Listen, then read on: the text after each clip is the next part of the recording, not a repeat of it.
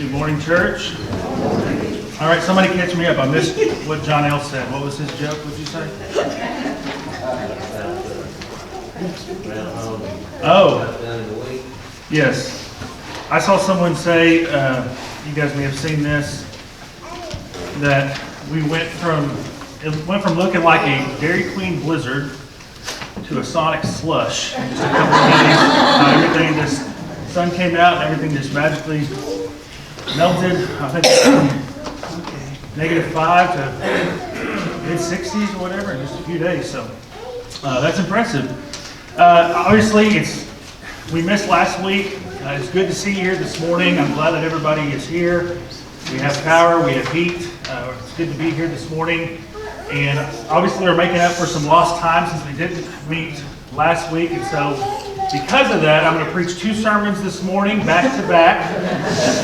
No, I'm just kidding. We're going to keep moving on with this series looking at a trustworthy saying. There's 5 of these statements that Paul says this is a trustworthy saying in the pastoral letters. This is 1st and 2nd Timothy and Titus. And we're going to look at this one here in 1 Timothy chapter 4 if you want to follow along with this morning. Now, how many of you have ever had a gym membership? Maybe a kind of personal question here. I won't ask how many, I won't follow up and say how many of you still have that gym membership.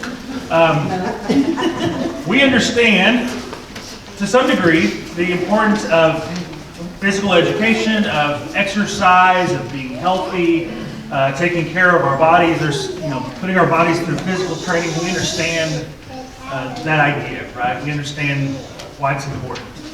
I was thinking about how this time of year, it's kind of a weird time of year because we had all these people who had these resolutions and they said, I'm going to get healthier, I'm going to exercise and do all these things. And usually right around this time, around February, March, is when it kind of drops off. And so I kind of found this little thing that puts this into perspective as far as what this looks like. And so here's a gym in January, and here's a gym in February. It's a little bit different when you go in there. Not as many people in February. Maybe a more accurate one is this one that shows an empty gym in December, packed in January. All these people making these resolutions, and then it's empty again in February. I don't know how often, if you're someone who likes to work out, I had a friend who, if he did not work out every day, he started having withdrawals. Okay? I obviously am not that type of person. I saw a comedian just this past week, a guy out of Tennessee, one of the few good, clean comedians that's left.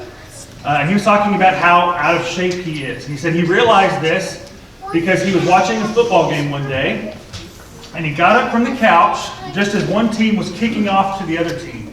And he goes to his fridge, and he comes back with his little snack in hand, and the guy had returned the ball 100 yards. He had a 100-yard touchdown return in the time that it took him to go from his couch to his fridge. And he said, here's a guy who ran 100 yards, and I couldn't even get 3 or 4 yards in that same time.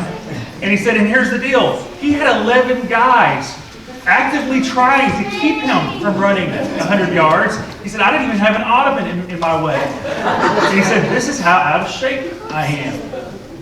Now, we understand the importance of this. That it's good to take care of our bodies, to be healthy. This is something that's been going on for a long time. This is not a new thing. We all understand it's important to take care of ourselves. Okay, we get that. I want to look at this example in 1 Timothy chapter 4 because Paul's going to kind of go on the same type of line of thinking. He's going to talk about physical training. And in fact, your version may say physical training. And he talks about this idea of these things are good, but here's what's better. And so he's going to present that to us here in 1 Timothy chapter 4. So starting in verse 6, he's talking about false teachings. He's talking about refraining from joining in on these things, and he's going to give them a solution to this. It says, and pointing out these things to the brethren, you will be a good servant of Christ Jesus, constantly nourished on the words of the faith and of the sound doctrine which you have been following. But having nothing to do with worldly fables fit only for old women. And this is where he shifts. He says, on the other hand, discipline yourself for the purpose of godliness. For bodily discipline, yours may say physical training, is only of little profit, but godliness is profitable for all things, since it holds promise for the present life and also for the life to come. It is a trustworthy statement deserving full acceptance. And he'll go on and say, this is how we respond.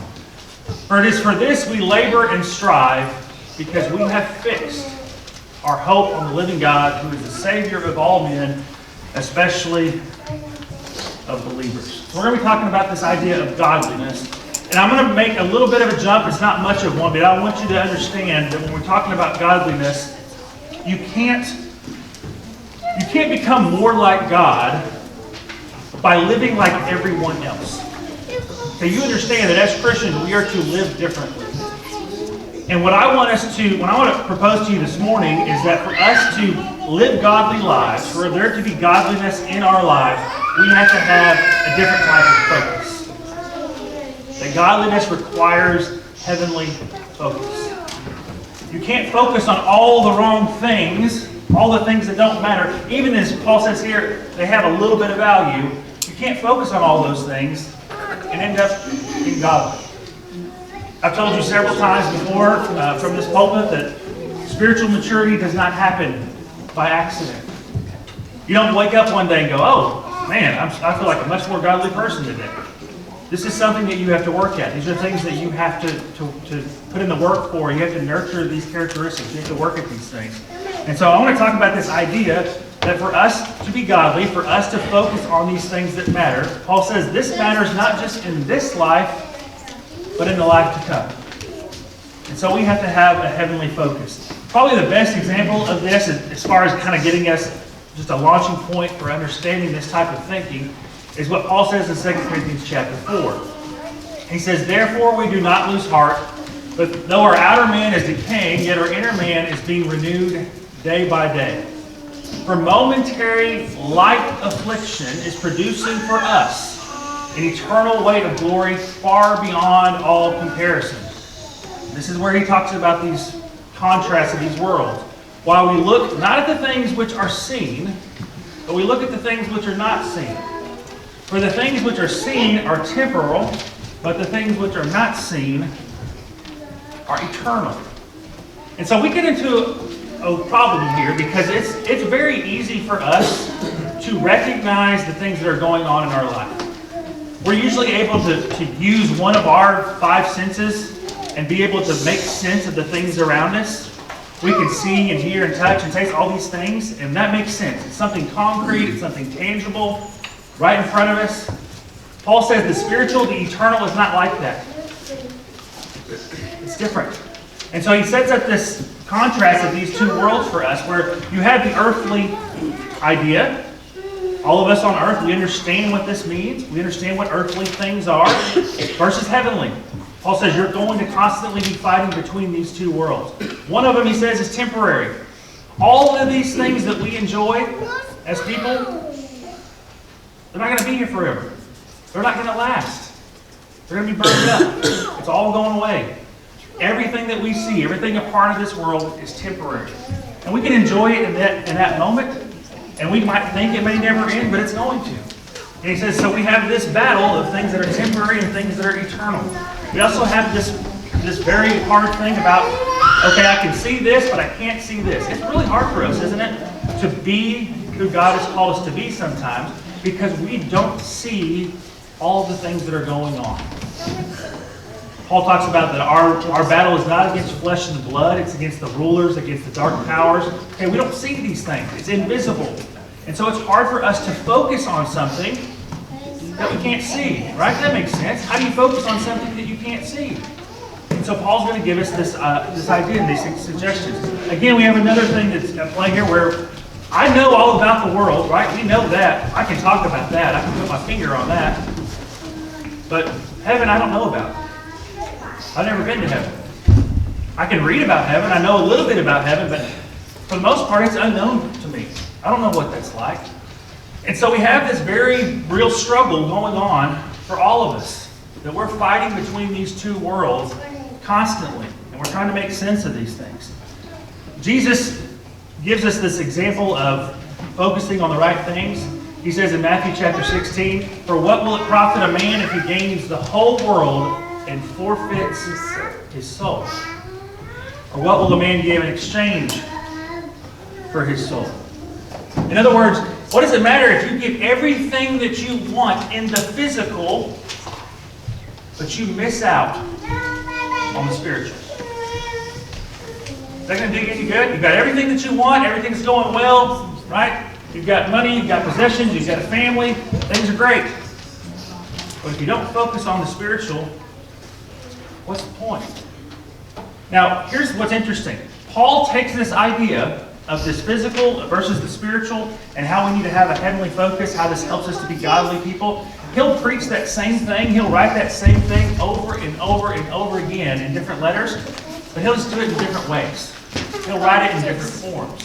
And so the words change a little bit, but the same statement, the same thing that he's trying to get across is there. So for example, in Romans chapter 12, he gives us this idea. Okay, well, if you're going to live a godly life, how am I going to do that, Paul? Paul says, well, you got to think differently than everybody else. The world is thinking like this. This is what they're focused on. If you want to live a godly life, you cannot think the way that they think. You cannot focus on the things that they focus on. So in Romans 12, he says, "Do not be conformed to this world, but be transformed by the renewing of your mind, so that you may prove what the will of God is, that which is good, and acceptable, and perfect." And so he says, okay, you have to have a different kind of mindset to be godly. And he'll also say, well, here's another thing that you need to do. You need to make sure that you're not getting your sights set on these things of the world all the time. It's okay to be involved in those things, but make sure that you have your sights set on the things that matter. So in Colossians chapter 3, he says, "Therefore, if you've been raised with Christ, keep seeking the things above where Christ is, seated at the right hand of God." And notice what he says here. Set your mind on the things above, not on the things that are on earth. So we got to change the way that we think. We got to focus on the right things. Here's another one. He'll say in Galatians chapter 5, "I say, walk by the Spirit, and you will not carry out the desires of the flesh. For the flesh sets its desire against the Spirit, and the Spirit against the flesh. For these are in opposition to one another, so that you may not do the things that you please." And of course, right after this, we know he goes into the fruit of the Spirit. He says, here's all the things you don't do, and here's all the things that you should be known for. If you're living a godly life, these things are going to be present. He calls them the fruit of the Spirit. So, 3 different examples here. He's saying the same message. Whether he's saying, make sure you're focusing on the right things, make sure your mind is thinking differently than the world, make sure that you're living according to the Spirit, it's the same message that he had all the way back in 1 Timothy 4 that we first looked at. He's saying, make sure you focus on the things that matter. Focus on what matters. And he'll say that a lot of different ways. It's the same sermon, it's the same letter. He's saying focus on what matters. I was thinking of the example of how when we go to a funeral service, we've all been to funeral services, and you notice they never talk about, at least most of them don't. I hope you haven't been to one of these, but they usually don't talk about the things that that person did in their earthly life, and that's all they focus on. Just say, oh yeah, he was really good at this or that. I heard one, and this is the exception, I think, to the rule. There was a lady somewhere back in the South, and no one really knew her. They didn't have much good to say about her. And someone said, well, I know that she just really loved KFC. And that's all they could say about her. So that's kind of the exception. Most of the time, even if it's not true, even if you think that person maybe wasn't a good person, they're still going to say good things about them at the funeral service. Why? Because we understand that those characteristics, those things are important. Now, everyone there at the funeral service may not say they're eternal things, but we know them to be. But we understand that these qualities are good qualities. We recognize that. They matter more. They have more significance. You're not going to go to a funeral service and they're going to say, oh man, Mike, let me tell you about Mike. That guy sure could binge watch a show on Netflix. He went through seasons 1 through 4 the whole weekend, and if he was with us here today, he could probably get through season 5. I mean, he just, what a life. No one cares about that. No one talks about that. When we go to a funeral service, what do they talk about? The same kind of thing. Kindness. This person would give you the shirt off their back. They loved people. They served people. They had compassion. And if we think about those qualities, what are those qualities? It's that fruit of the Spirit. That when you talk about if you have those things in your life, what does that mean? We say that that person is what? A godly person. That's what godliness is. It's being able to focus on these things and to have these qualities in our life. And these things can be summed up as godliness. I think the reason why we focus on those, and again, you don't even have to be a Christian to understand this. You can go to a funeral service for someone who's not a Christian. We understand these things are important. We talk about these qualities being in people and how these people had them. That's a good thing. Well, we focus on that, I think, because the things that have the most impact are the things that are eternal. The more eternal something is, the more impact it has in our life.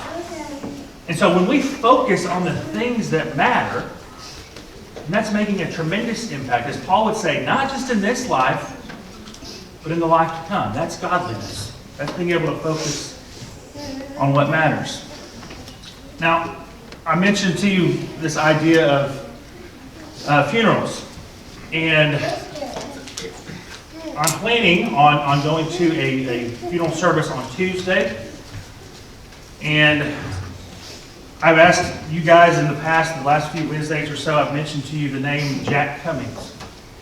And I've asked for you to pray for him. He had COVID. He's been a preacher for 40, 50 years.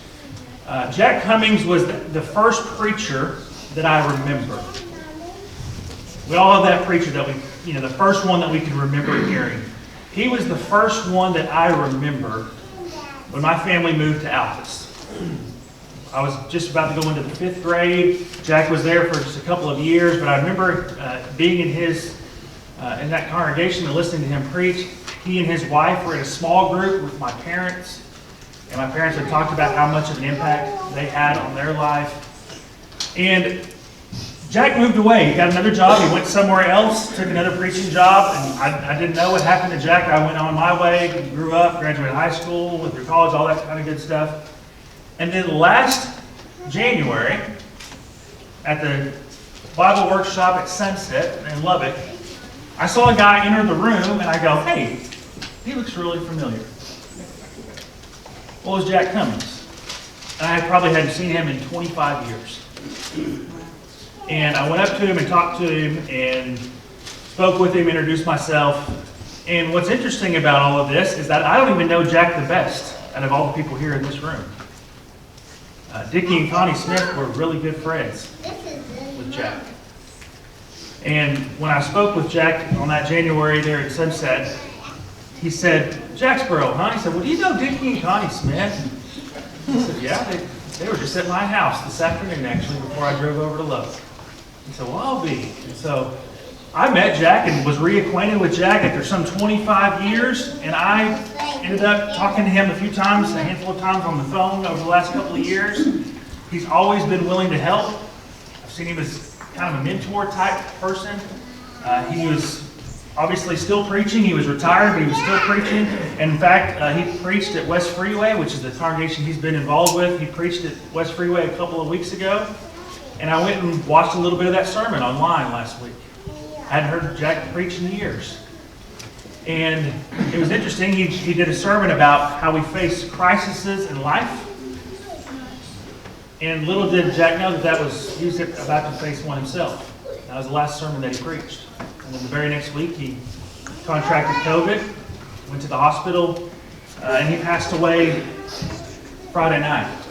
But whenever I think about that, when I think about Jack Cummings, you probably have people in your life too. When we think about those type of people, we think about the good things, right?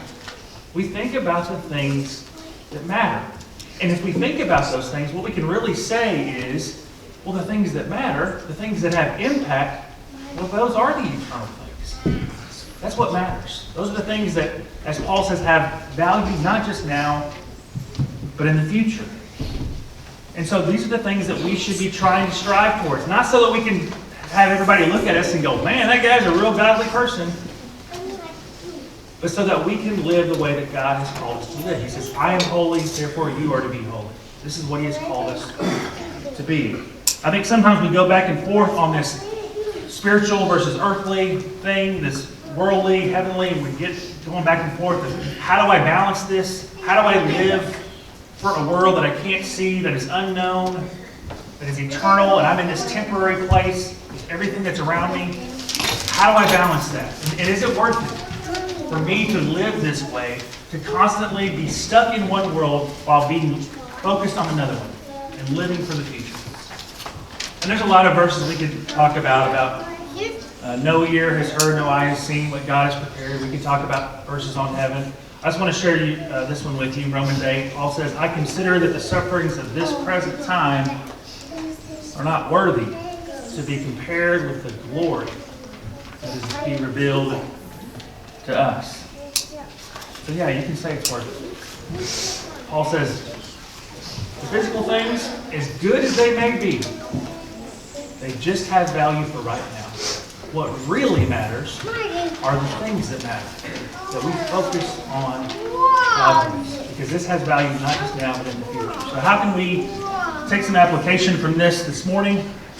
I want to talk about this idea of looking at the physical, but seeing the eternal. And I'm not trying to just be cute with semantics here. You ever, at home sometimes, I'll be looking. This maybe you, maybe not, maybe you don't want to admit it. I'll be looking in the cupboard at spices or something, right? And I'll be looking in the right place, and I cannot find that one thing that I'm looking for. And Mandy can come over and go, it's right here. It's right in front of me, right? Sometimes we look at things, we're looking right where we should be, but we don't see the big picture. We don't see everything, right? It's like seeing the forest for the trees, okay? So we need to be able to have spiritual eyes to look at the things in our world and to say, what is the eternal implication of what is going on with this person or this situation? What is the overall significance? Because there's more than just the surface level. Now, I will tell you to be careful with this because you don't want to go overboard. You don't want to take it too far and start looking for eternal in every little bitty mundane thing, right? If you go to Brahms with your family and someone in your family orders mint chocolate chip instead of cookie dough, and they normally get cookie dough, you don't go, what's the eternal ramifications of this? They just change their mind, got a different flavor, okay? Not everything is going to have this eternal significance, but you have common sense, you know what these things are. So look at these things in your world, but be able to have the spiritual eyes to say, what is the bigger picture? What is the eternal behind all of these things? Another thing that I think is good for all of us is just to look at our time, the way we spend our weeks, our day-to-day. How are you using your time? Are you using your time wisely? Is it invested in things that matter? If we spend all of our time in things of the world, we can't be surprised then if we are not living godly lives. If we're not any closer to God than we were 5 years ago or 10 years ago. Because the more that we surround ourselves with these things, the less godly we're going to be, right? That friendship with the world is hostility towards God. So we have to have the right type of focus and make sure that we're spending our time wisely. And also, I would encourage you, Paul says there in Colossians 3, to set your mind on the things above. Focus on what matters. I've seen a lot of these videos going around YouTube about those people who are colorblind. You've probably seen these too, where they have these special glasses now, where they can give these people these glasses, and for the first time in their lives, when they put these glasses on and open their eyes, they can see color. They've never been able to see color. Some of these people have always just seen certain shades or black and white, and they put these glasses on, and for the very first time in their lives, everything is just alive to them. Their whole world is just opened up because they're able to see things that they have never been able to see before. And there's always a lot of crying involved. The family members are always wearing brightly colored shirts, and they pop out at them, when they first put their glasses on, and surprise.